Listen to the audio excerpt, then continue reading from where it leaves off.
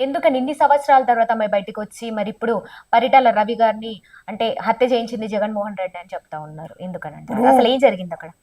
పరిటాల రవి గారిని హత్య చేయించాల్సినటువంటి అవసరత జగన్మోహన్ రెడ్డి గారికి ఏముంది? అసలు జరిగిన నిజం ఏంటి? అంటే ఏం ఇప్పుడు జరిగింది? అది వాళ్ళ ఫ్రాక్షన్ గొడవలు, ఉమ్, దానికి సంబంధించి జరిగినటువంటి హత్య. అది ఇప్పుడు ఈయన ఎంతో మందిని చంపాడు. ఆయన రవి గారు ఎన్నో మర్డర్స్ చేసి ఉన్నాడు.